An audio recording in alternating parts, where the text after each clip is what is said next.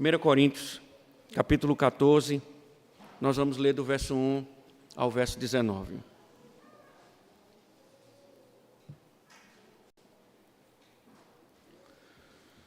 Continuando a exposição do Corinto. Lembrando que a nossa exposição vai do verso 6 ao verso 19. A nossa leitura será de 1 a 19, mas nossa exposição do 6 ao 19. Diz o seguinte: sigam o amor e procurem com zelo os dons espirituais, principalmente o de profetizar.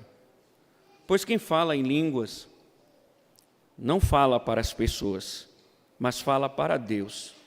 Ninguém o entende, pois por meio do Espírito fala mistérios. Mas o que profetiza fala para as pessoas, edificando, exortando e consolando. O que fala em línguas a si mesmo edifica, mas o que profetiza edifica a igreja. Eu quero que vocês todos falem línguas, mas muito mais que profetizem. Pois quem profetiza é superior ao que fala em línguas, a não ser que as interprete, para que a igreja receba edificação.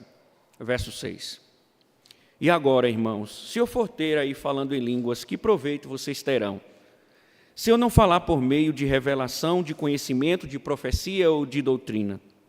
É assim com instrumentos inanimados, como a flauta ou a harpa, quando emitem sons.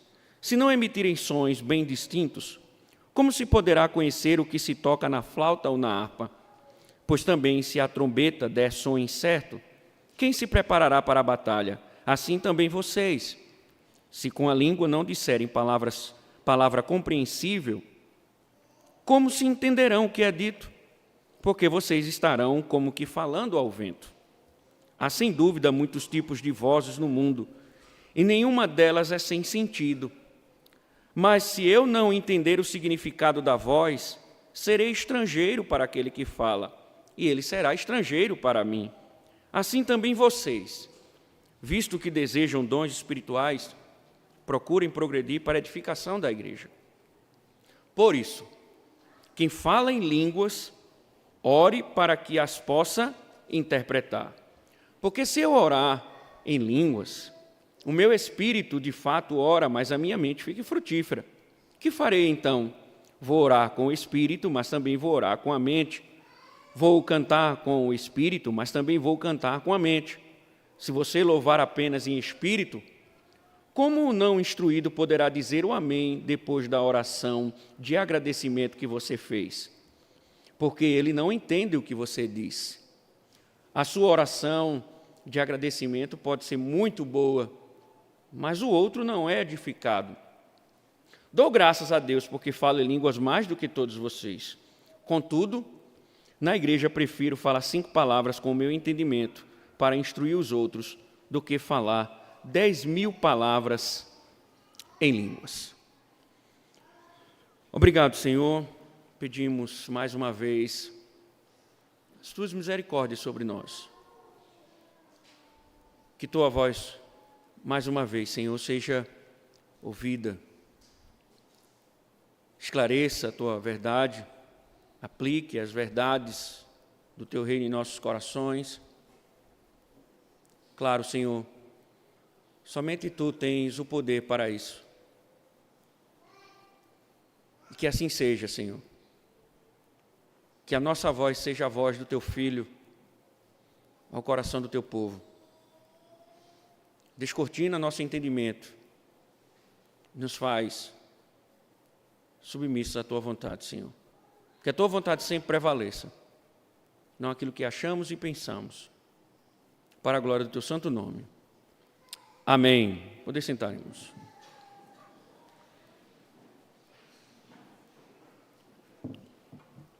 Há um grande interesse, pelo menos teoricamente, pela educação.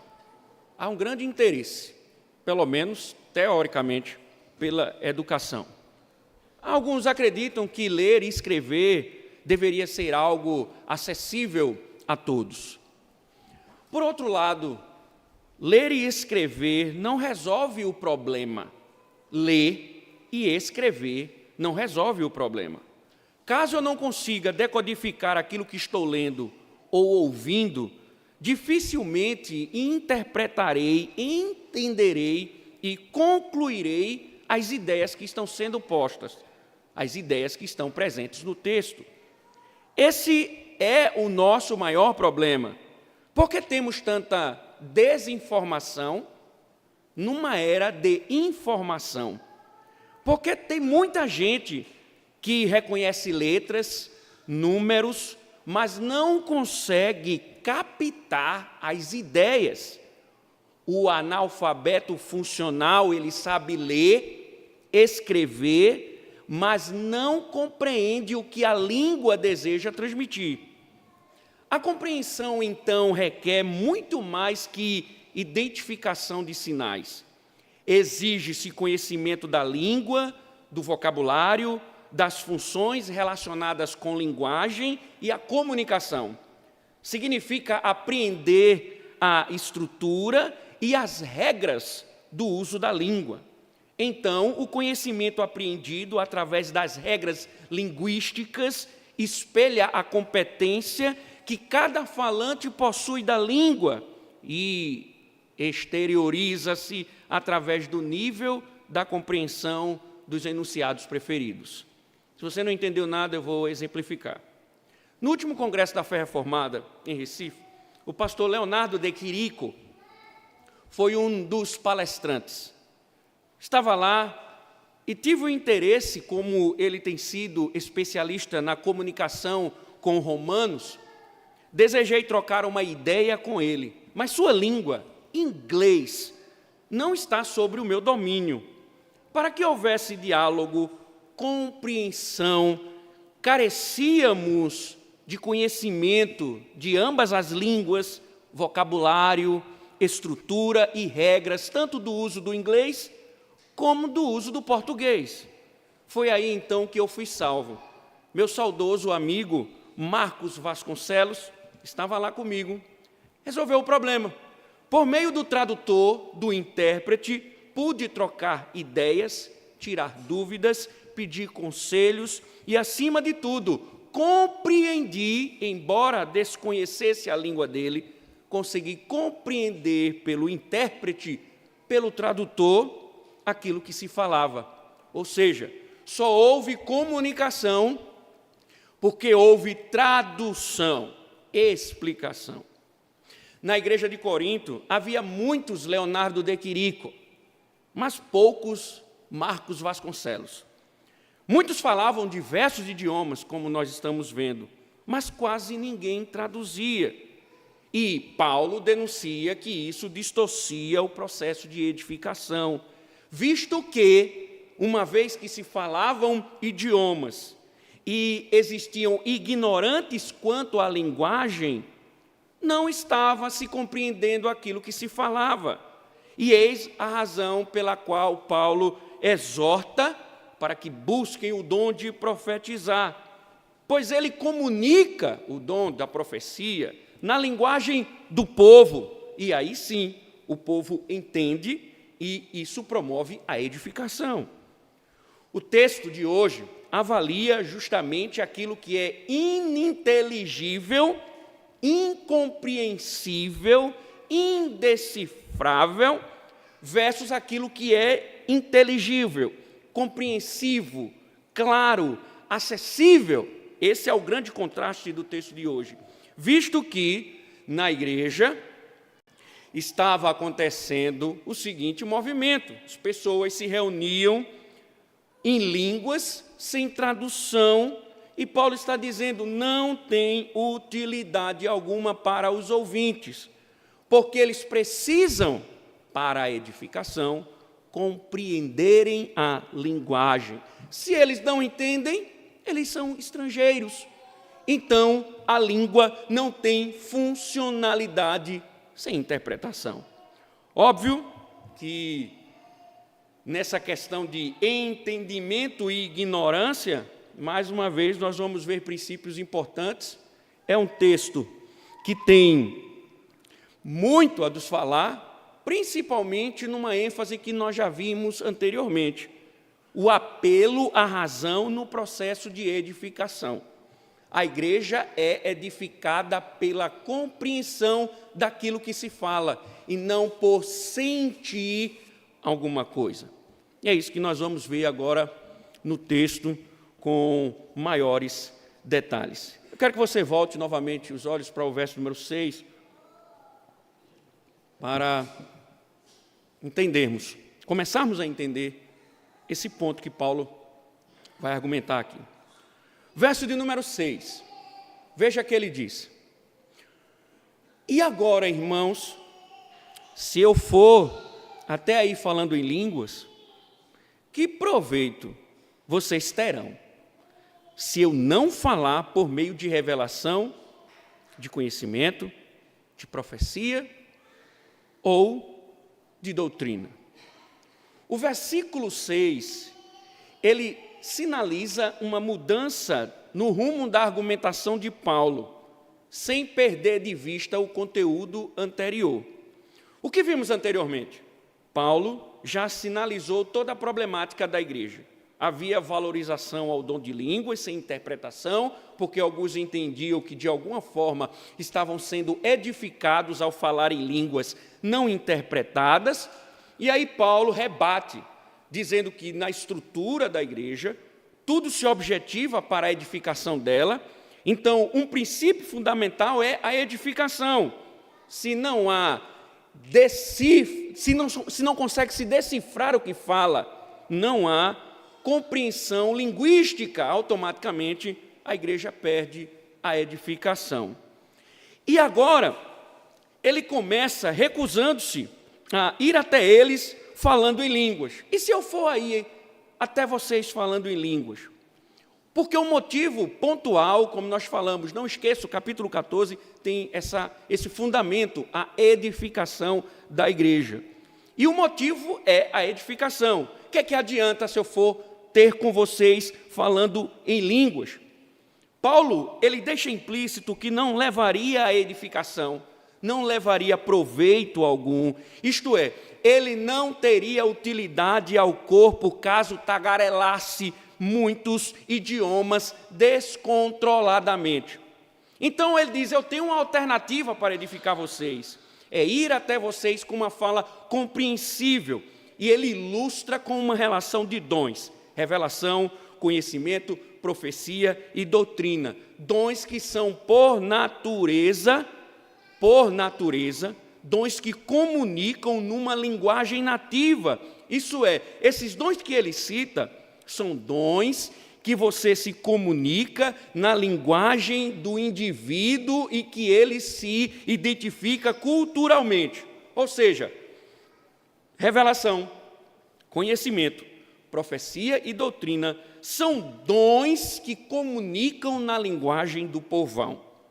O foco, então, de Paulo agora é contrastar o que é incompreensível versus o compreensível.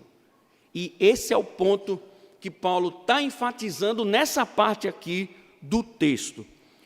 Vamos ver que ele vai tratar agora dessas questões usando analogias. Versos 7 e 8. Observe. É assim com instrumentos inanimados como a flauta ou a harpa, quando emitem sons.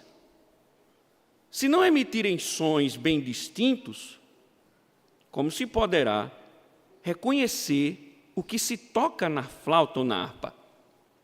Pois também, se a trombeta der som incerto, quem se preparará para a batalha?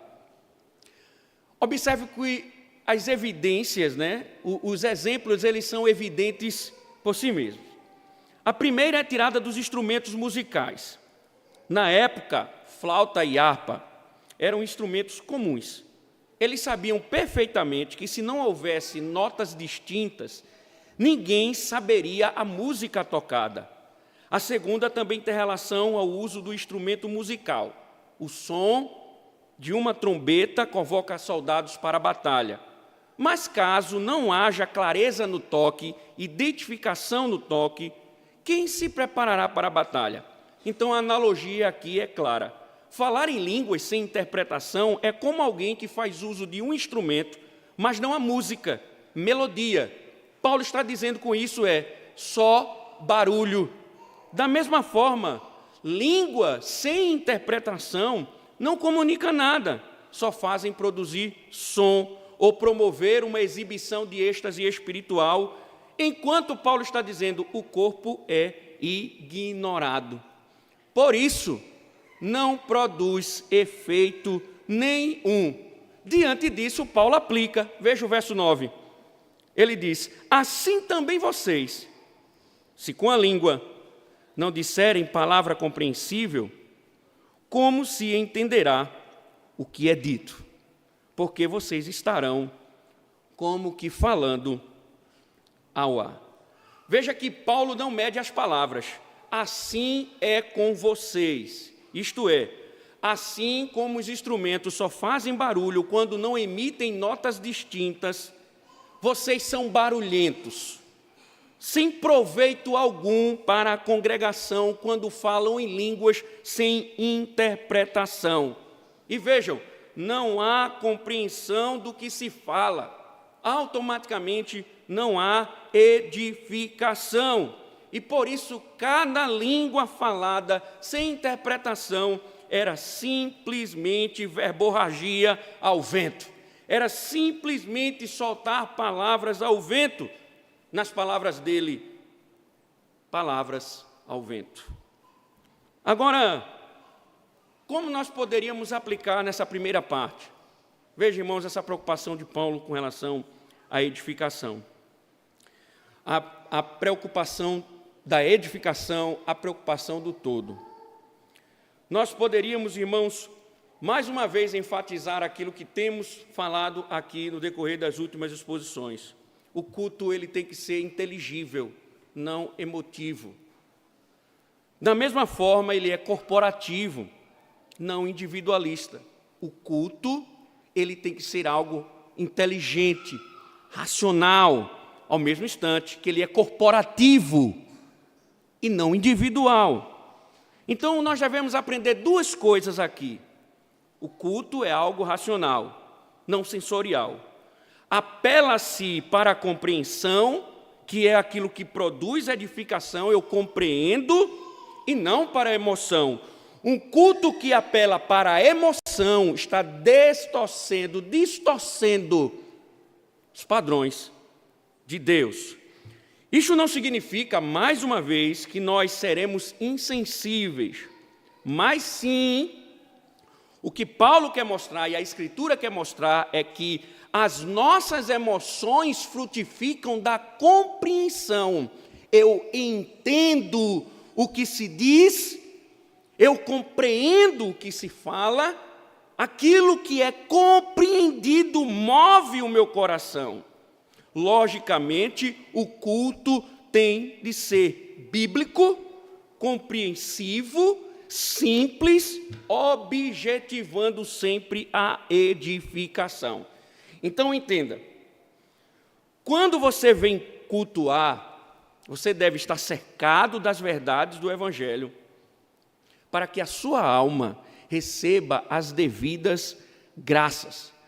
Você deve ser cercado pela verdade, você deve ser instruído pela verdade, para que isso promova edificação na sua alma, promova graça na sua alma. Imagine, por exemplo, a pregação. Que adianta revestir minhas palavras de prolixidade, esbanjar aqui no púlpito intelectualidade, ao mesmo instante que eu ignoro a compreensão de vocês? Qual é o proveito para a vossa alma se a minha pregação, se a pregação do Evangelho for por meio da intelectualidade? Então compreendam, irmãos, o que Paulo está dizendo, que tudo no culto deve ser feito com simplicidade para que haja edificação. Músicas até oração, tudo deve ser posto para edificação do corpo. Logicamente, em segundo lugar, o culto ele é corporativo. Nesse sentido, não há individualidade. O louvor não faz uma apresentação, volto a afirmar. nós não temos apresentações musicais. Nós temos um departamento de música que conduz a igreja. Então, aqui está proibido fazer meirisma, fazer grandes exibições vocais, porque o propósito é congregacional para a edificação da igreja. As músicas são extremamente teológicas, priorizando salmos para a edificação da igreja. Não há música individual, porque o cântico é congregacional. Não há apresentações musicais, entendam, irmãos? Não sou contra apresentações musicais. Amo corais regidos por homens competentes. Os melhores salmos que eu ouvi cantados por corais, mas no culto, o cântico é congregacional. Isso é a posição da nossa teologia. A igreja presbiteriana pensa assim. Nós não temos apresentações, nós não temos teatros, porque não cabe apresentações. Nós temos, inclusive, orientações do nosso concílio a respeito disso, pois no culto não é o individual, é o todo que é visado. Ele é corporativo, ele é posto para o todo. Imagina, então, que o culto não é preparado para você.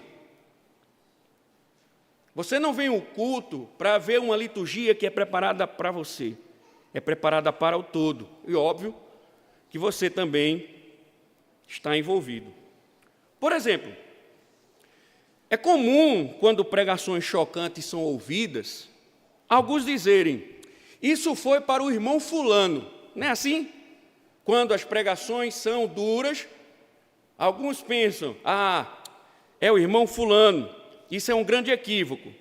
Se tal irmão tem vivido publicamente aquele pecado que você já tem observado, antes de tudo, você já deveria ter procurado para tratar com ele.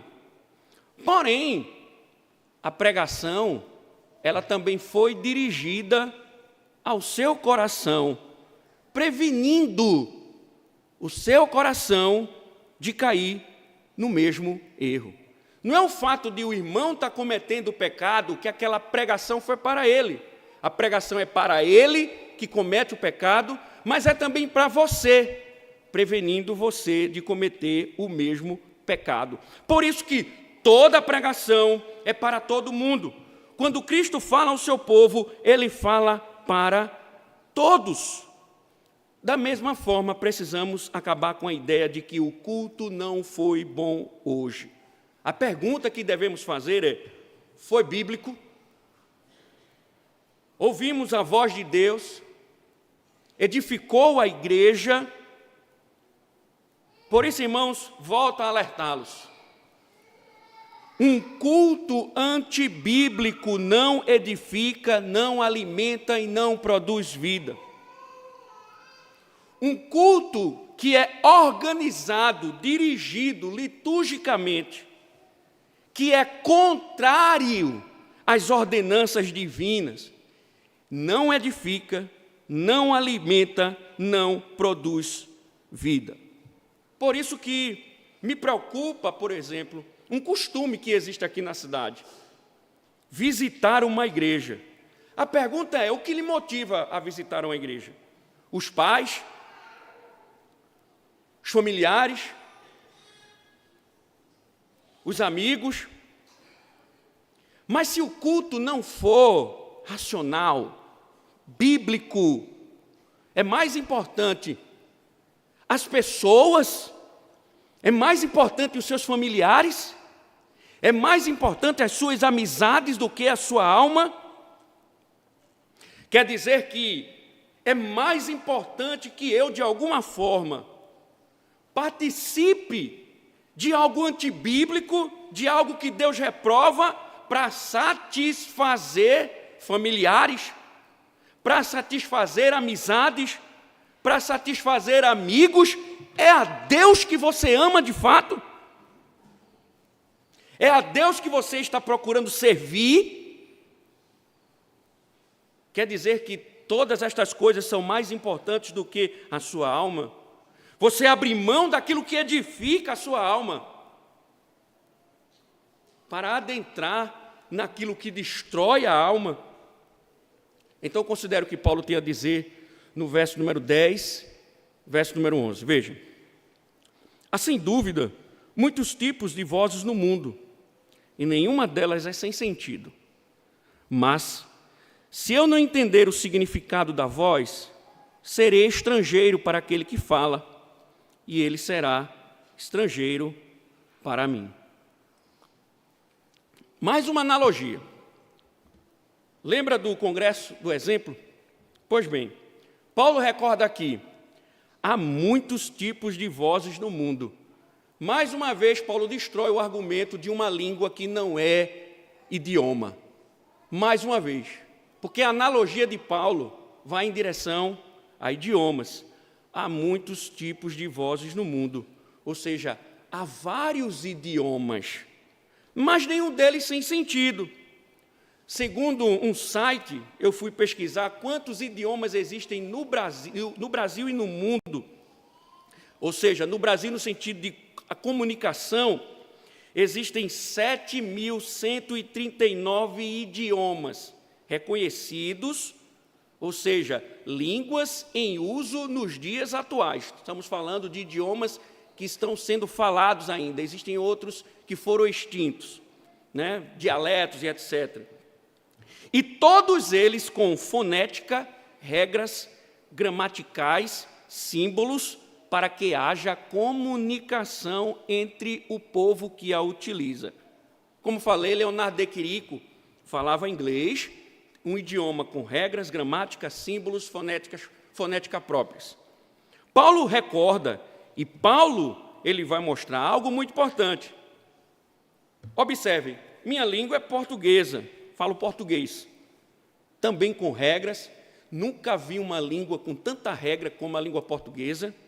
Um canadense chegou a dizer para mim que esse pastor canadense ele fala grego, hebraico, latim, alemão, francês, inglês, e ele disse que a pior língua que ele aprendeu foi português. Diz que nunca viu tanta regra. Mas o idioma, o português, tem regras, gramática, símbolos, fonética próprios. Se iniciássemos um diálogo, eu e Leonardo de Quirico, sem tradutor, sem intérprete, Paulo está dizendo, seríamos estrangeiros. Isto é, falaríamos, mas os nossos idiomas não fariam sentido, porque não haveria comunicação. Eu seria estrangeiro para ele e ele estrangeiro para mim, porque nós não entenderíamos o que se fala. Então, são palavras simplesmente ao vento. Não comunicam nada. Eu estaria lá falando, ele não entenderia nada, falava também, e ninguém compreendia nada, e simplesmente éramos estrangeiros. Paulo volta então a aplicar novamente no verso 12. Veja, assim também vocês, visto que desejam dons espirituais, procurem progredir para a edificação da igreja. Veja, a aplicação inicia da mesma forma anterior. Assim é com vocês. Do mesmo jeito acontece com vocês. Eles falavam em línguas, sem interpretação, ignorando o corpo. Falas que não são entendidas, ainda que procedam do Espírito, sem interpretação, não trazem proveito algum. É só um estrangeirismo infrutífero. Portanto, na igreja, diz Paulo, progredir para a edificação é o caminho a ser trilhado. Então, ele conclui dizendo, veja no verso 13, por isso, quem fala em línguas, ore para que as possa interpretar. Profecia, entendam, irmãos, não é a preocupação de Paulo, mas o dom de língua sem interpretação. E se o tema é edificação da igreja, Paulo diz, quem fala em línguas deve se preocupar, progredir, lutar, buscar a interpretação, pois ela, interpretada, beneficia o corpo com uma fala inteligível. Aqui já denuncia como boa parte do que acontece sob o rótulo de culto pentecostal ou carismático tropeça justamente nesse ponto. Nos anos que eu frequentei o pentecostalismo, pois minha origem é pentecostal, o culto espiritual era sinônimo de um culto cheio de línguas, que pareciam mais gírias. Igrejas, por exemplo, no meu contexto, que eram consideradas como frias, mesmo sendo pentecostais, eram consideradas como frias, porque o povo lá não falava em muitas línguas. Era uma igreja pouco visitada. Mas aquelas quentes, que o povo gritava, onde se ouvia muitas línguas, a casa era cheia, porque lá o culto era vivado. Curiosamente, nunca vi um intérprete. Nunca vi ninguém interpretar. E quando pensei que tinha visto, tinha um rapaz que andava comigo, que ele de vez em quando interpretava algumas línguas. Ele me disse uma vez, quando se desviou do Evangelho, se é que ele foi crente um dia, ele disse, era tudo mentira. Eu inventava aquelas coisas da minha cabeça. Teve um dia mesmo que eu fui para um ciclo de oração, eu fui até com um preservativo no bolso, porque de lá eu ia para o motel com a irmãzinha. Quantos naquele dia não foram enganados, pensando que foram beneficiados? Veja como Paulo trabalha essa questão da edificação. E é importante a interpretação. Sem interpretação, não vale. Por quê? Porque a igreja ela está posta para caminhar na verdade. E a verdade tem que estar clara. A verdade tem que estar posta para a igreja. Se não produz edificação, não é bíblico. Se não produz a edificação, é antibíblico, porque não existe meio termo. Eu toco no seguinte ponto. Quando você evangeliza, acaso você gosta de dizer, procura a igreja mais perto de você? Eu já vi muita gente evangelizando, dizendo assim, a pessoa aceita Jesus.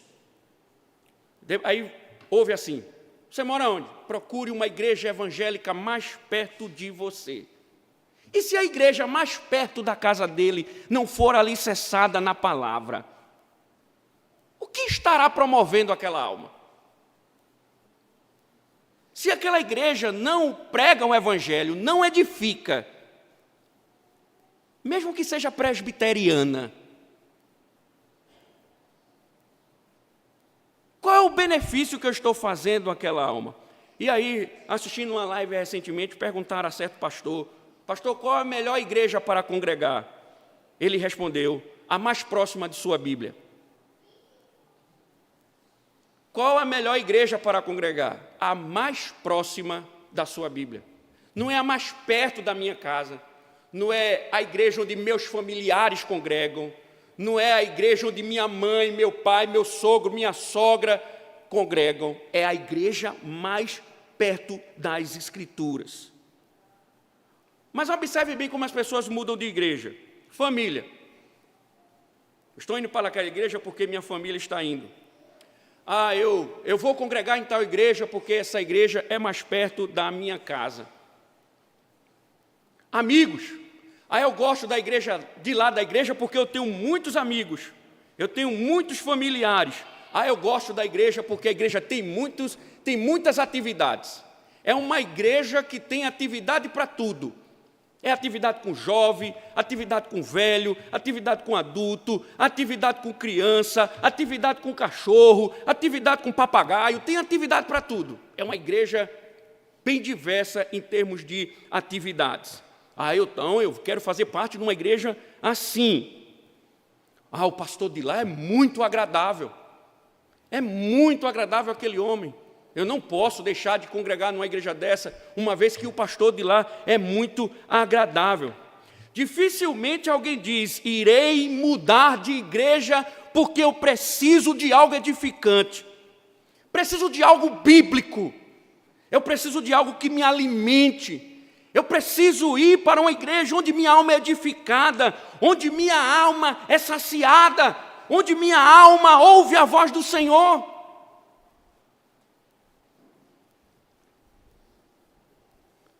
Lázaro só ouviu, ou só ressurgiu, porque ouviu a voz de Cristo dizendo: sai para fora.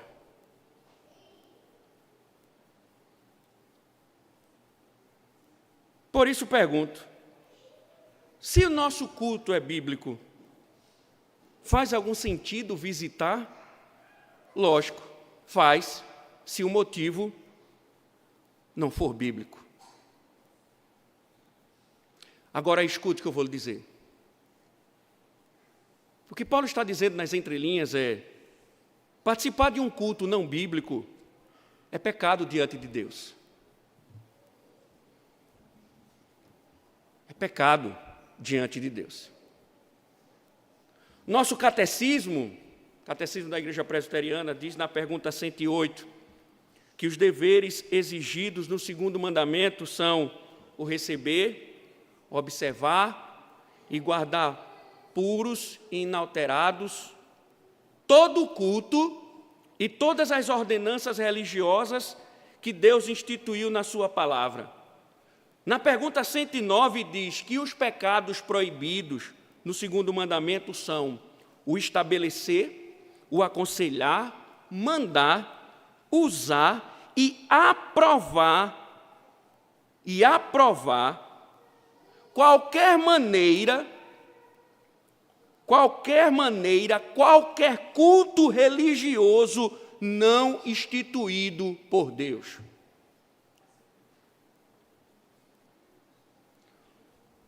Cultuar numa igreja antibíblica, ainda que seja presbiteriana, que vocês sabem muito bem o que tem de pastor presbiteriano vagabundo, e o que tem de igreja presbiteriana desmantelada, não é brincadeira. Ainda que tenha uma sassa,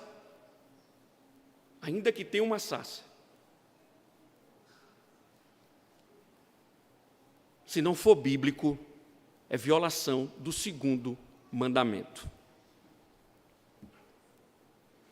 Por quê, irmãos? Porque um culto que não é bíblico, Deus não está lá. Portanto, quando o pastor disse: procure uma igreja mais próxima da sua Bíblia, ele está certo. Não é uma igreja mais próxima da minha casa, mas é uma igreja alicerçada na palavra edificante. Uma igreja que me edifica. O que passar disso é risco para a alma.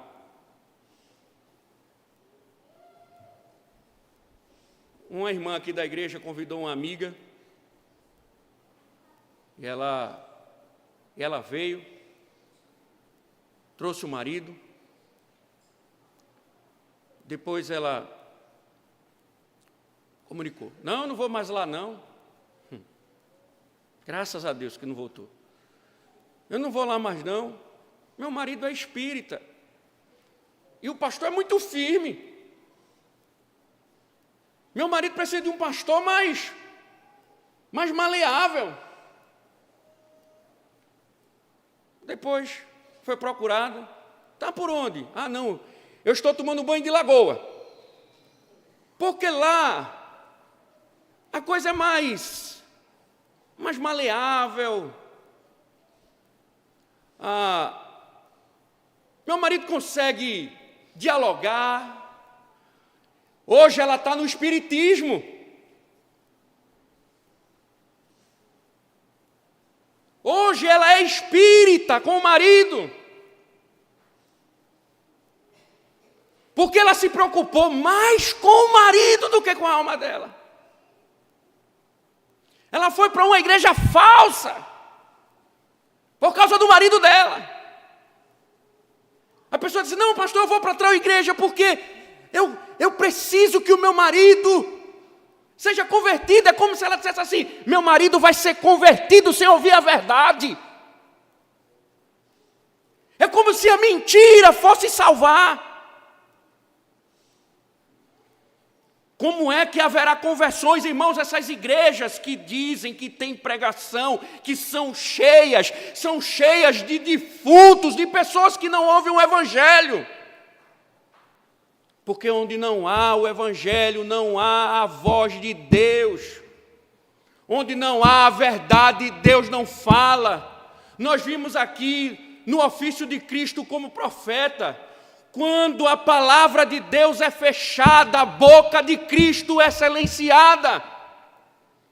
Quando a palavra de Deus é tirada, a boca de Cristo é fechada.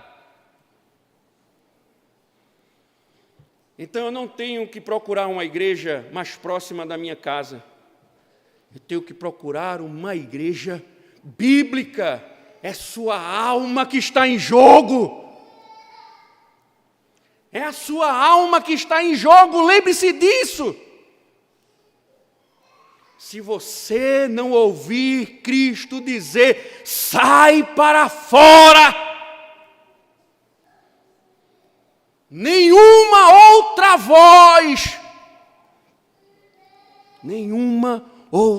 voz lhe levantará. Ah, pastor, mas é porque eu gosto de pregação que seja mais maleável. Irmãos, entenda, o Evangelho, quando ele é pregado para quebrar o cara. Ele só vai entender a graça quando ele souber quem ele é. Por isso que quando se prega um Evangelho que não se expõe pecado, isso não é Evangelho.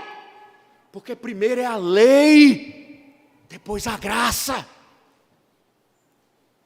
Faz lembrar de uma pregação recente, a mulher adúltera, naquela discussão, me dê água, não me dê água, Jesus disse, eu vou te dar uma água que nunca mais você vai ter sede. E aquela mulher, pensando que era água terrena, disse, pois me dê. Jesus disse, vai buscar o teu marido. Vai buscar o teu marido. Ah, Senhor, eu não tenho marido. Eu sei, porque o que tu tem não é teu. Vejo que és profeta. Jesus foi para a lei. Jesus, quando operou aquele milagre de pães e alimentou a multidão, aquela multidão começou a segui-lo. Jesus olhou para eles e disse, não me sigam pelo pão que perece. E diz que Jesus deu um discurso duríssimo. E diz João que começaram a ir embora. Duro é esse discurso. Não me sigam pelo pão que perece. E eles foram embora. Aí o pastor que estava pregando dizendo, hoje a gente tem medo de tirar os ímpios da igreja. E por isso negociamos a pregação. A gente quer manter um bando de ímpio dentro da igreja. E Jesus disse, não me sigam por causa do pão que perece. E Jesus, diferente dos coaching, não deu um sermão para aliviar as demandas da semana. Confrontou os pecados. E João diz, e foram embora. Jesus virou para os discípulos e disse, e vocês vão me abandonar também? Como, Senhor?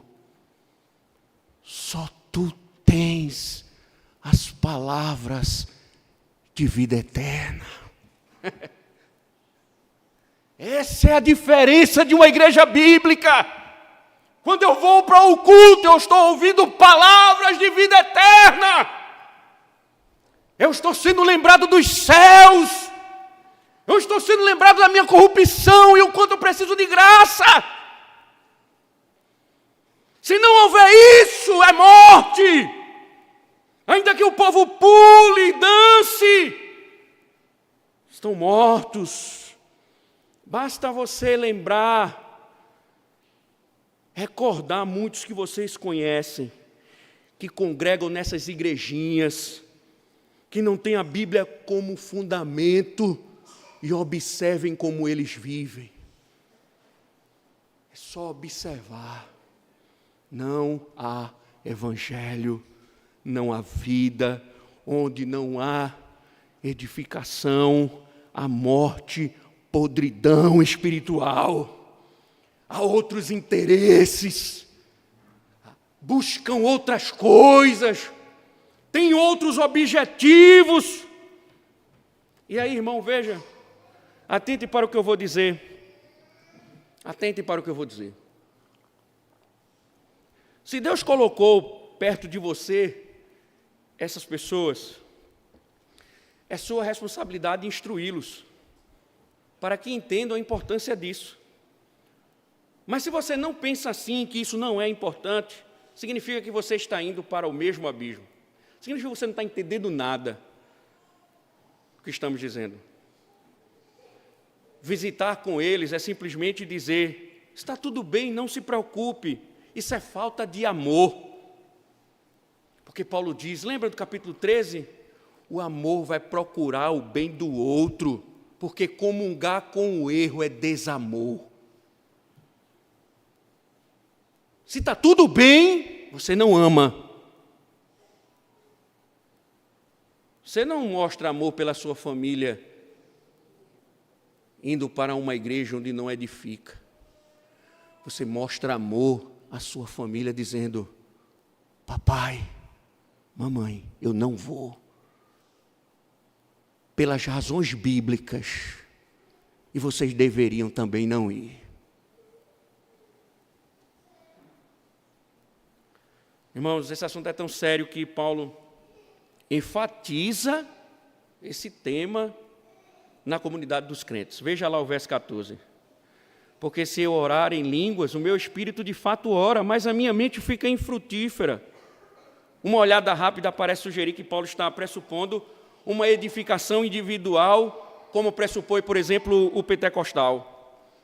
Eles imaginavam, a igreja de Corinto, que o ato de falar em línguas de alguma forma beneficiava aquele que fala, e por isso não deveria ser proibido. Mas a gente já viu que isso seria impossível, porque a edificação ela é resultado da interpretação. Logo, o que Paulo está querendo dizer, ainda que meu espírito esteja misticamente em contato com a revelação, eu não sou edificado, pois não compreendo aquilo que eu falo. Se não há proveito para o meu entendimento, não há resultado para mim. Na verdade, a edificação somente seria por uma experiência, não pelo entendimento. Contudo, muita gente pensa diferente, porque eles fazem uma dicotomia entre mente e espírito. Lembrando, nós somos dicotômicos.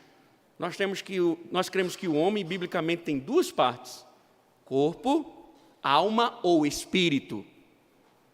Nós não somos tricotômicos, que o homem tem corpo, alma e espírito. Alma e espírito são termos intercambiáveis. São a mesma coisa, palavras diferentes para enfatizar a mesma coisa. Contudo, nas Escrituras, quando espírito e mente são postos, eles não são postos colocados em nenhum momento separado. Num episódio, por exemplo, que Jesus está a operar um milagre, Marcos registra que os oponentes de Cristo, eles começaram a arrazoar em seus corações que Cristo estava blasfemando. Aquele episódio do paralítico que desce sobre o telhado. Porque Jesus diz: perdoados estão os teus pecados. Aí diz: esse cara está cometendo blasfêmia. Eles disseram internamente. E diz Marcos que Jesus percebeu em seu espírito que eles estavam pensando. O termo percebeu deriva da mesma raiz da palavra mente, que é encontrada aqui em Coríntios 14. Isso é, mente e espírito se comunicam entre si. Mente e espírito não são separáveis, não são coisas distintas. Uma coisa acontece no meu espírito, mas não acontece no meu entendimento. Se acontece no meu espírito, acontece no meu entendimento. Então, Isso descarta a possibilidade de acontecer uma coisa no espírito, eu ser edificado, mas não acontecer na minha mente. É isso que Paulo está proibindo aqui, que era o que a igreja pensava. Então Paulo está dizendo, se isso acontece, meu entendimento está sendo ignorado. Se há uma experiência no meu espírito, considero que minha mente está sendo infrutífera, logo não sou edificado. Por isso ele diz no verso 15, veja, que farei então? Vou orar com o espírito, mas também vou orar com a mente.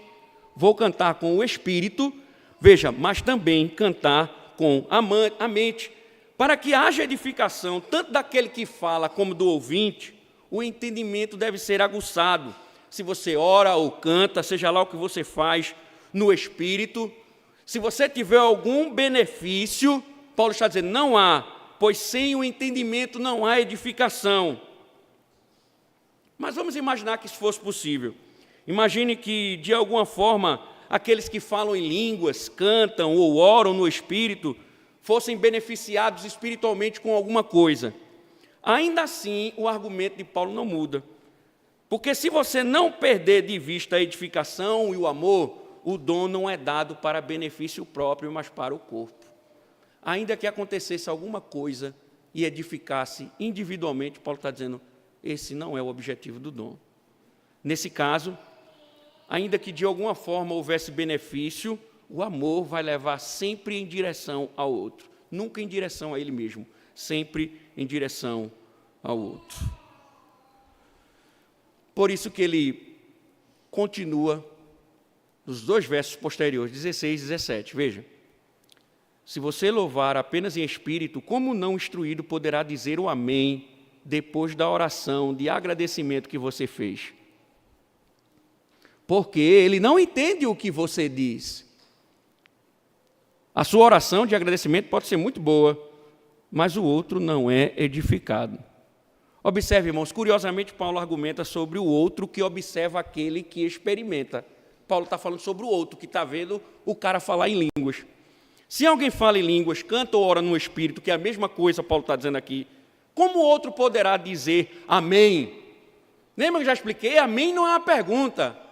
Amém? Quando eu fizer isso, eu estou ironizando. Viu?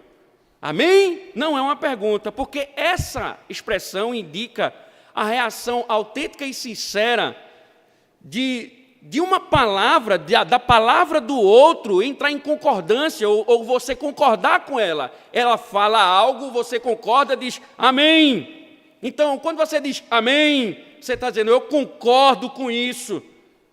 Eu concordo que isso aconteça, que seja assim. Você entendeu, é fruto do entendimento, e você diz amém, compreendi, amém. Mas se ele não entende, e aí eu chamei minha esposa na hora da exegese, vou mostrar as curiosidades do grego. Esse indivíduo aqui, que ele diz, o não instruído, no grego é idiota. O idiota. Agora entenda. Originalmente a palavra idiota não tem essa conotação pejorativa de hoje. O idiota grego era alguém sem conhecimento. Era alguém que era ignorante, que desconhecia, era desconhecedor. Então, quando Paulo diz, mas se o idiota não entende, se o ignorante não entende, como ele vai concordar? Se o cara está lá, dekimikove, dekimikai, dekimixéria, dioma, replaste, omicai, ele vai dizer amém como? Se ele não entende, se ele não pode compreender. Impossível, Paulo está dizendo, concordar sem entendimento. A oração pode até ser boa, a retórica pode ser muito boa, pode, entre aspas, beneficiar a sua alma, mas Paulo está dizendo, o outro foi desprezado. O outro foi desprezado. E está errado. Por isso que ele encerra esse segundo argumento dele no verso 18 e 19. Veja. Dou graças a Deus porque falo em línguas mais do que todos vocês. Contudo, na igreja prefiro falar 5 palavras com o meu entendimento para instruir os outros do que falar 10.000 palavras em línguas. Será que a igreja precisava de um exemplo? Paulo se apresenta como exemplo. Alguns podem até pensar que Paulo está se contradizendo aqui, uma vez que ele diz, eu falo em muitas línguas. Como é que Paulo está reprovando isso, dizendo que fala em muitas línguas? Irmãos, lembram que línguas são idiomas? Paulo era um missionário. Paulo vivia nas regiões pregando o Evangelho. E ele, com toda certeza, foi agraciado com a capacidade de falar vários idiomas, considerando suas inúmeras viagens missionárias diante das terras que ele visitou. Mas veja, Paulo não está defendendo o uso privadamente. Porque se Deus lhe deu a virtude de falar vários idiomas, ele diz, na igreja, o objetivo é instruir outros. Antes de falar 5 palavras que todos possam entender, do que infinitas expressões sem entendimento. Na igreja, eu tenho que fazer as coisas para que a igreja seja edificada. E aí, irmãos, caminhando para o final, o próximo sermão é interessante, que Paulo vai chamar tudinho de menino. Tudinho de menino. Tudinho de menino. Quando você serve, o que você busca? Professores, quando vocês estudam, buscam conhecer. Departamento infantil, por exemplo. Vocês buscam exibição ou edificação das nossas crianças? O que vocês... Lembra que Paulo trata de uma questão fundamental no capítulo 13, a questão do coração, as intenções. O que é que você objetiva? Aparecer, se mostrar, eu sou melhor professor do que fulano, do que ciclana, tenho mais conhecimento do que ela é meio bebezinha. Eu não, eu sou... Vocês que estão estudando teologia, agora... Vocês têm um bocado de teólogo aqui, né? Anônimo. Estão até fazendo curso de pregação agora, estou até com medo. Daqui a pouco vão dizer, pastor, essa pregação aí, né?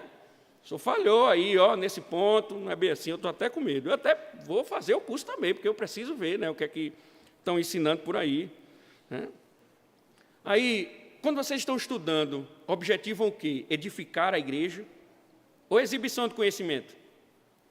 Clube do Livro, quando vocês estudam, é edificação da igreja ou exibição? O que é que motiva o coração? Né? Pregadores aqui, o que é que vocês estão objetivando? Vocês estão objetivando edificar a igreja ou exibir a arte da oratória? Eu vou lembrar, ele deve estar me assistindo, eu vou ilustrar aqui. Certa vez eu testei um pregador local e pedi que ele fosse pregar em Lagoa Nova. Depois de uns dias, eu disse assim, me dê o sermão, o título, contém ironia, tá? O título do sermão é sério. O significado do dedo midinho da perna direita da besta que subiu no mar.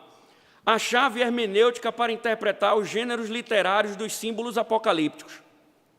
Eu disse a ele, você vai pregar no inferno esse sermão lá em Lagoa Nova, você não prega não. Você só vai pregar lá, baixar essa bola aí. Qual é a grande questão?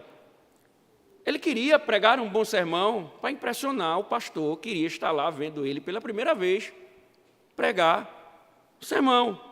Eu deixei claro para ele depois, olha, embora exista uma parte acadêmica no pastor, quando eu me sento para ouvir como ovelha, não como um examinador. Não como um examinador, embora eu possa contribuir com algumas dicas. Contudo, preocupe-se com o corpo. Pregue para que eles possam entender. Pregue na língua deles. Vou dar um exemplo. Quando eu prego aqui, o sermão de hoje de noite tem 13 folhas. 13 folhas. De hoje tem 7, 13. E eu tentei enxugar, porque deu 18. 13 folhas. Em Lagoa dá 2. Por quê? Porque eu tenho que entender que eu tenho que falar na língua deles. para eles compreenderem, para que eles sejam edificados, para que Cristo fale ao coração deles. Pode até impressionar o pastor, mas se não falou ao coração do povo, não houve edificação. Estou dizendo isso porque eu já cometi esse erro. Fui convidado para pregar numa igreja, o pastor estava lá, era um dos meus professores, e eu disse, agora eu vou. Eu me lembro que o reverendo Cláudio Henrique, da primeira igreja, estaria lá. Ele sempre visitava essa igreja. Tinha muita amizade com o pastor da primeira igreja, a igreja rica. Quem sabe aí o pastor olhar para mim, eu preparei um sermão totalmente acadêmico. Terminou o culto. O pastor me chamou e disse, rapaz, que pregação maravilhosa, cara. Só tem um problema. Eu disse, o quê? Só quem entendeu foi eu. E aí foi quando caiu a ficha. Paulo está dizendo, é a edificação do corpo. É a edificação do corpo. A questão, meus irmãos, Paulo está rebatendo toda essa coisa de exibicionismo individualista. Ainda que houvesse algum benefício, o corpo é quem está em vista. Por isso que quando o benefício é próprio, acaba com todo, distorce o propósito. Já imaginou se os membros do nosso corpo, eles decidissem revolucionar e cada um fizesse o que bem entende? O que Paulo está dizendo, seja lá o que você fizer na igreja, faça para o outro.